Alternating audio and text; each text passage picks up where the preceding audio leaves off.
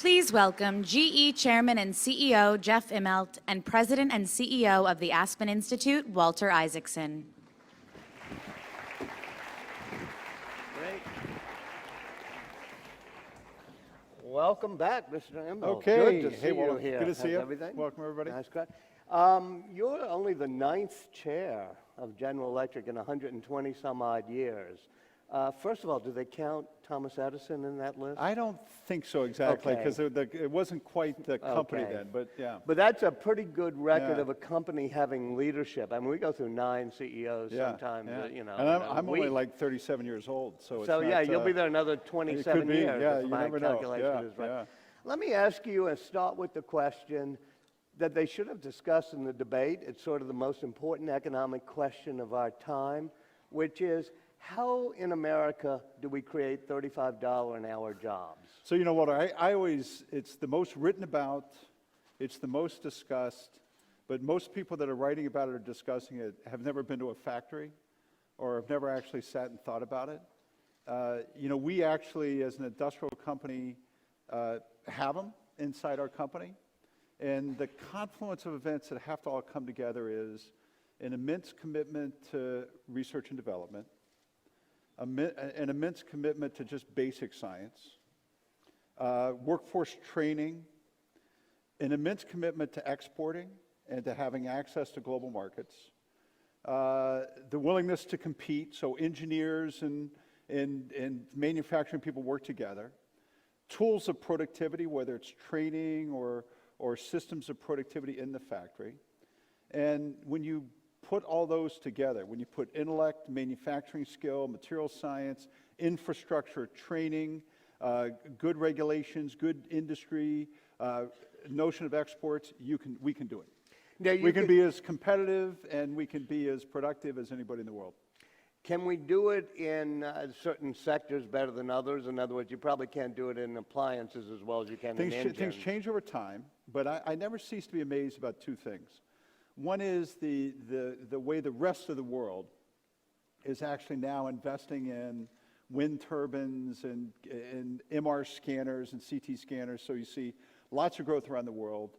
And I think one of the things that gets undercovered or let's say not quite as well understood is the amount of manufacturing science that's going on today, which really gives you the ability to make anything you want, more or less any place you want to do it. So I think the days of kind of wage arbitrage and things like that are more or less over.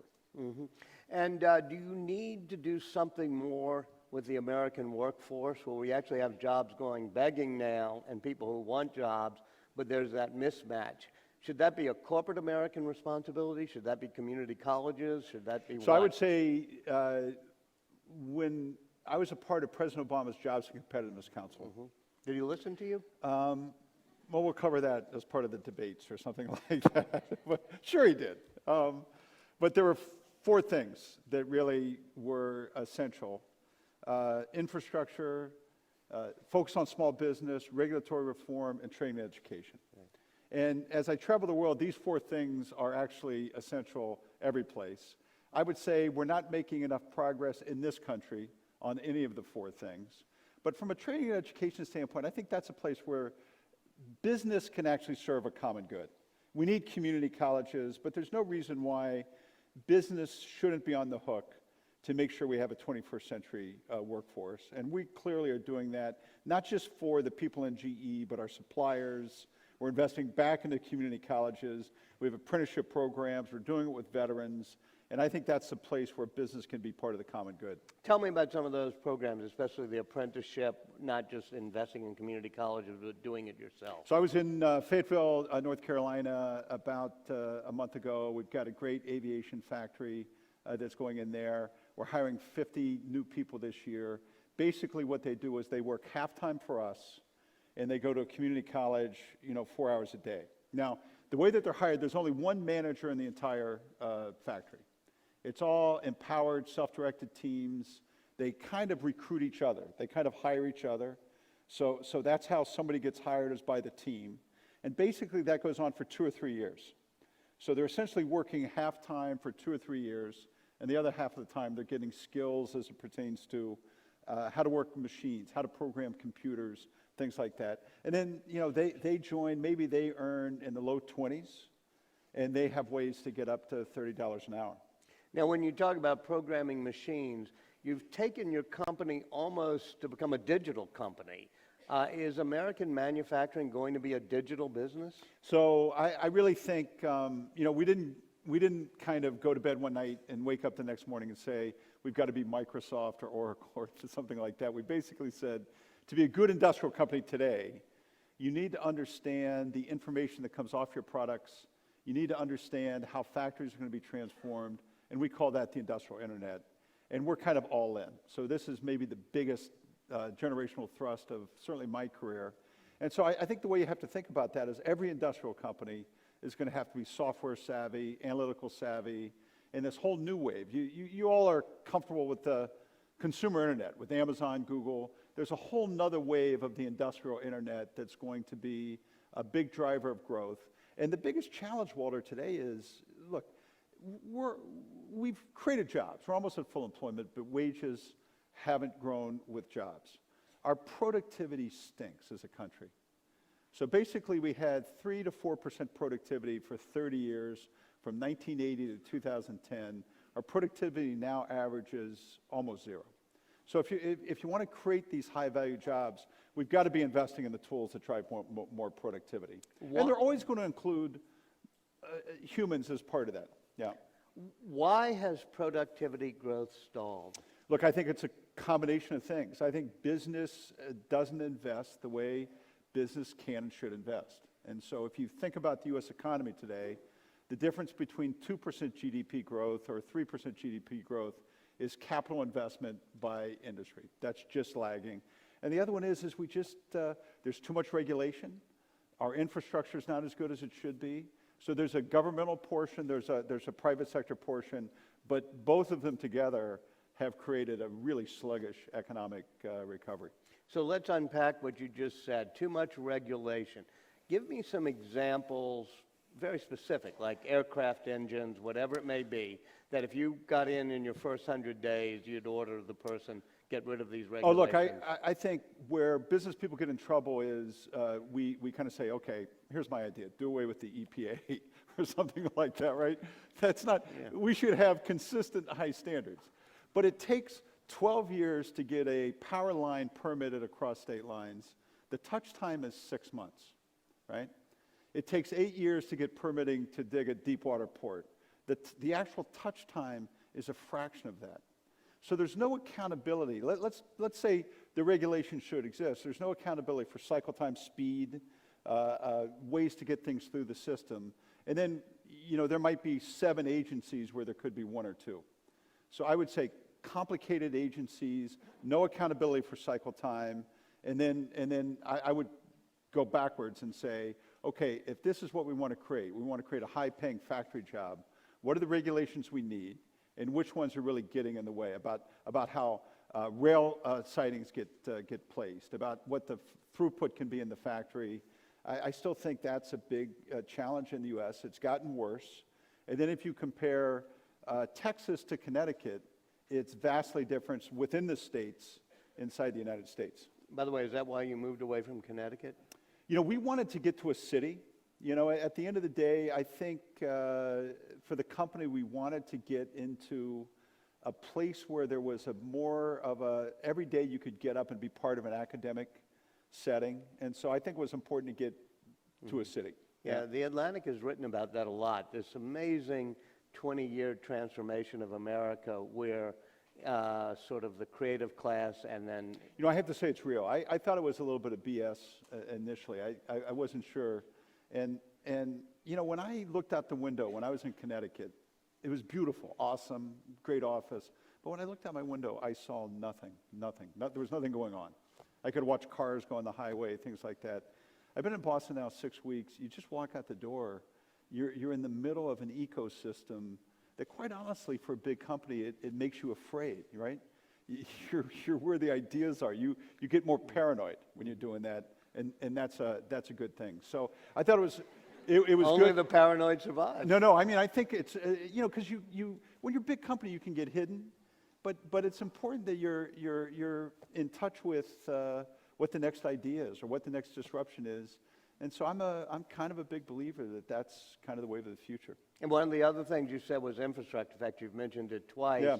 Why is it we haven't been able to have an infrastructure program like we did in the 50s and 60s? I think it's crazy. Look, interest, there's cash on the sidelines earning. You've got basically $14 billion globally of government bonds earning negative interest rates, right? You've got all kinds of cash looking for yield. We have all this huge need for infrastructure.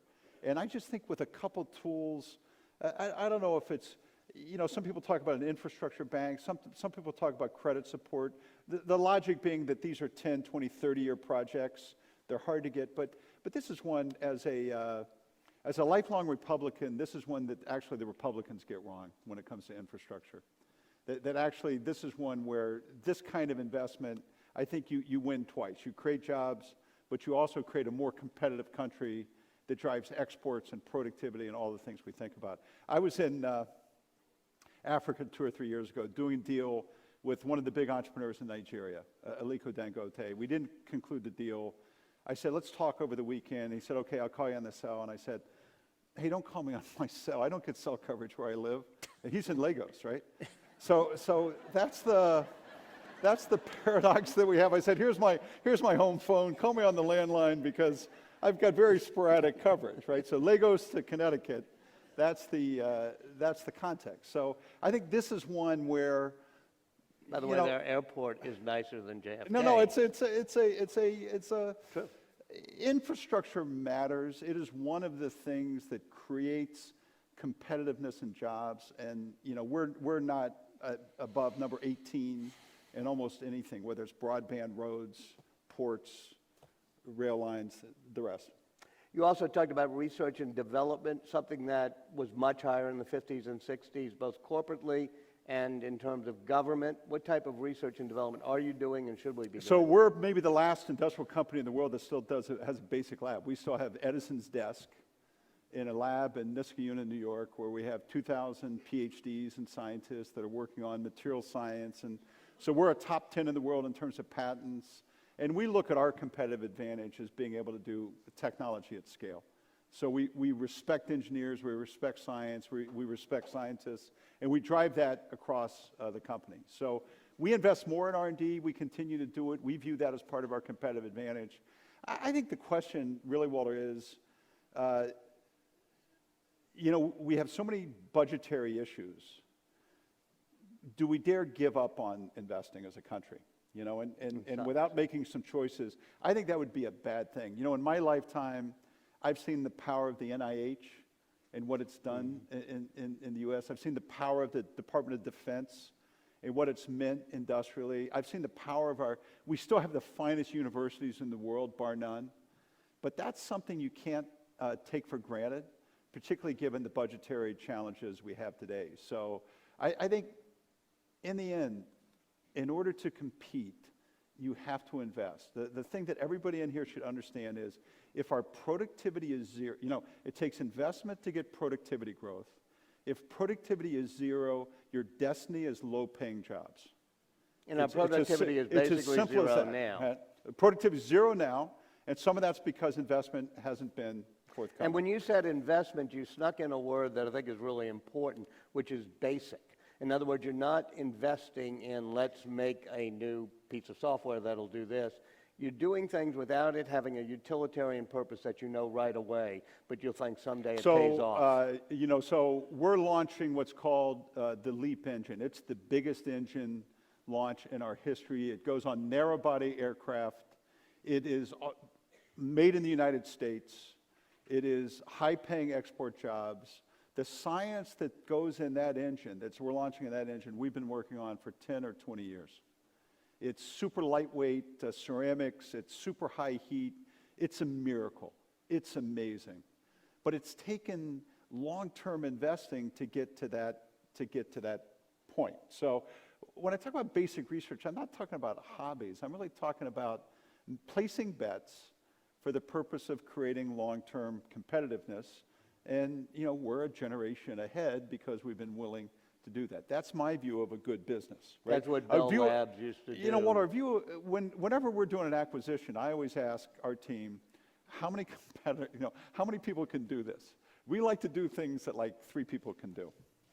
Those are good businesses. Now, the way you do that is you keep investing in technology. I heard Ernie talk about additive manufacturing when I was out here, printing parts.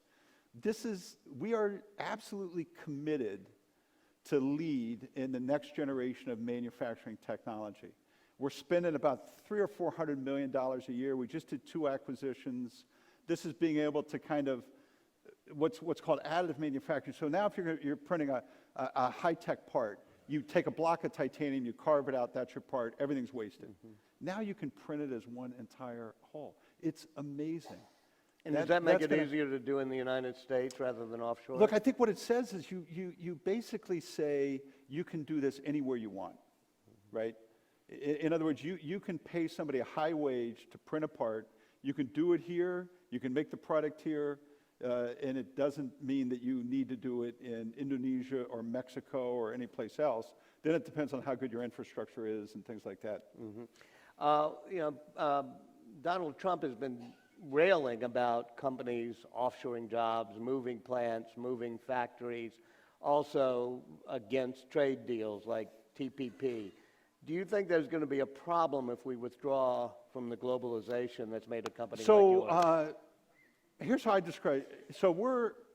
I joined GE in 1982. We're 80% in the U.S.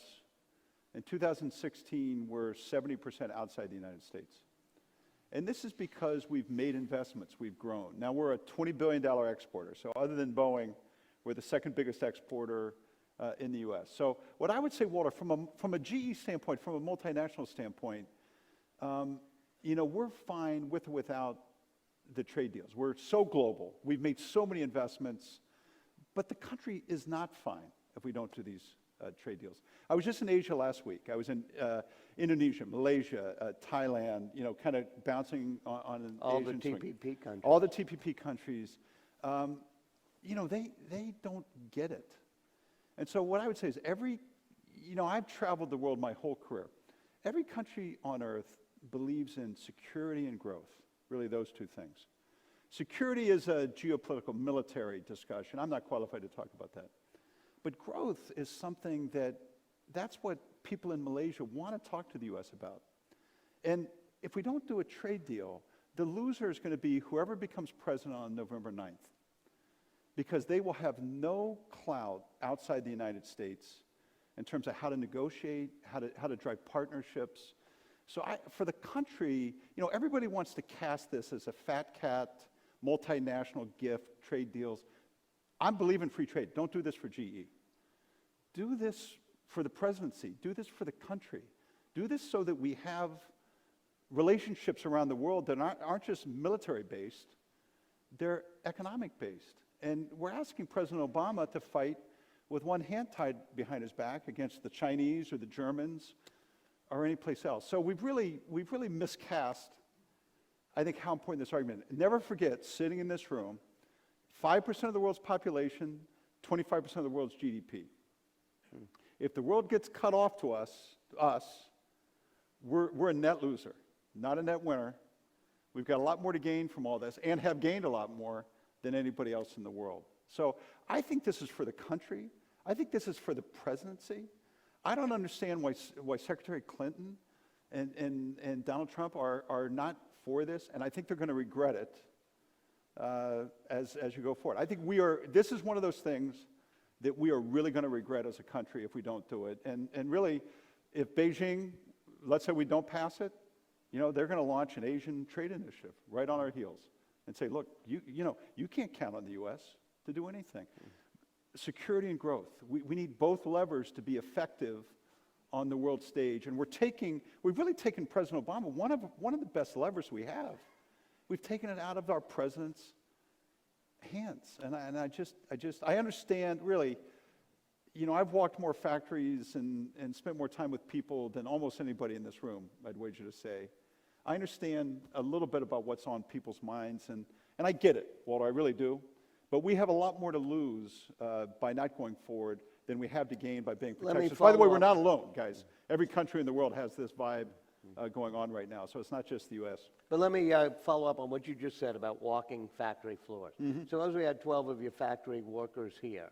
What would they be feeling now, or were they part of this disgruntlement that we're seeing in the political system? Really not at all, because they're amazing, these people. You know, in other words, if you walked a factory, you'd want more factory jobs. You'd be even more passionate about it because they know competitiveness, they know exports, they know infrastructure, they know technology, they know productivity.